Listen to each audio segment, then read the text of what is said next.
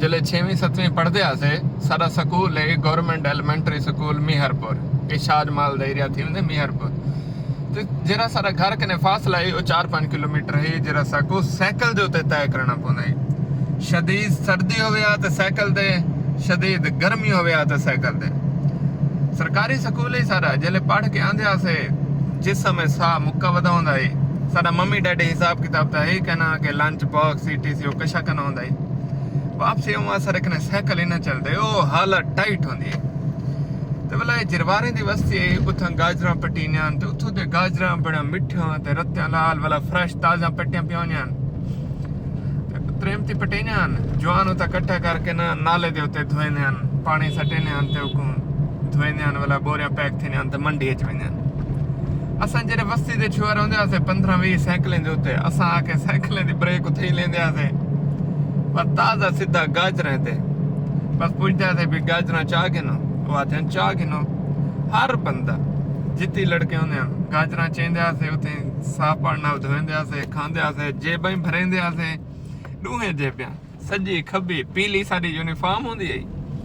वो पत वदे आसे चोला होना मतलब कमीज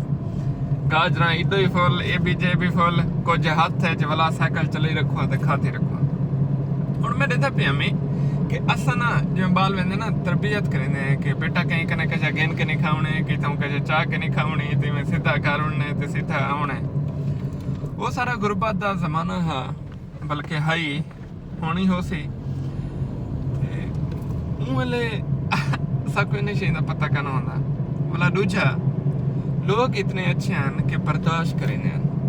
एहसास होंदा कि यार साडे इलाके दे बाल हैं पढ़ण वेंदे लिहाजा यार थके दिन कोई नहीं खावन जितना खावन कोई मसला क्या भी है ना तो हर बंदा किलो गाजर चाह के हुण 20-25 किलो गाजर चाह वजन एक बर्दाश्त की गल है अजकल कहीं को चप्पा बर्दाश्त नहीं से करेंगे थोड़ा जिहा चाहे पा ही बर्दाश्त नहीं से करेंगे मतलब 20-25 किलो कर छोड़े ज्यादा अरसा कह नहीं मैं 10-12 साल पहले की गल करें बेटा वो दौर ही हुण दौर है मतलब ये इंसान हुण ये इंसान मसला समझ नहीं आता कि हुण ऐसा क्या थे कि ना वो बर्दाश्त है ना असा कहीं को खांदा देख ठरते हैं साको तकलीफ थियण पवंदी है असा कहीं को चंगी सवारी ते देख के नहीं से ठरते असा कहीं का चंगा टुकुर देख के नहीं से ठरते साडे अंदर ओ मादा किड्डो है जरा साडे वालदैन जा अब्बा अजदाद च काना साको ये मसला क्या नहीं कि साडे कने क्या है साको ये मसला है कि इंदे कने क्यों है ये मसला है अच्छा दूजा एक मेरे कने फायदा मिलता पे क्यों मिलता पे नहीं मिलना चाहिए असा एक फिलफौर बंद करना ये अजकल तो साडे अंदर मादा पाता बंदे तो ये मैं चीज़ां सोचे ना एनालाइज करेंदा रहना कि अपने ज़ात को किवें बेहतर करूं मेरी पूरी कोशिश होंदी है कि मैं अपनी ज़ात चो एक शय को कट देवां उनका ना है अना मैं कुड़ी मैं ईगो खत्म करा तो बोला मैं चीज़ा स्टडी करेंदा रहना अपनी ज़ात को एनालाइज करेंदा रहना तो मेरे इवें पिछली जिंदगी किताब पढ़ता बैठा मैं अपने ते बोला मैं को है मैं कि यार अजकल इवें क्यों कहनी मैं असा ही है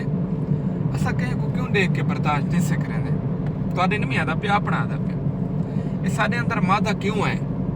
हालांकि जेरी साडी तरबियत जाए जरा साको ट्रांसफर किते ओ ते इवें कना वो तो बहुत चंगा हाकम सायन रिश्तेदार हैं उन्हें तो सब चंगी तरबियत देती है बिला मतलब चीज़ा देंदे हैं खवेंदे हैं खर्चा करेंदे हैं सपोर्ट करेंदे हैं असा या अजकल दी नस्ल में क्यों नहीं से करेंदे साको ये तरबियत अबा अजदाद करें तो कहने मिली ये साको सोसाइटी कने मिलती पी तो सोसाइटी इवें क्यों थी गई है बेरहम जालिम मतलब प्रस्त ये सोसाइटी में थी गई है तो क्यों थी गई है अगर तुहाडा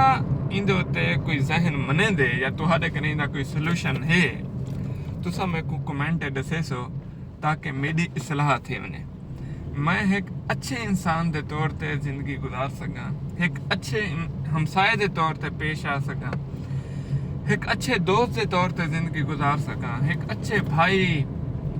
सोत मसात मुलेर के तौर पर जिंदगी गुजार सका एक अच्छा इंसान बन के इस सोसाइटी अपना नाम बढ़ा सका मेरे को ज़रूर नसीहत करे सो सलामत रहो जज़ाकल्लाह।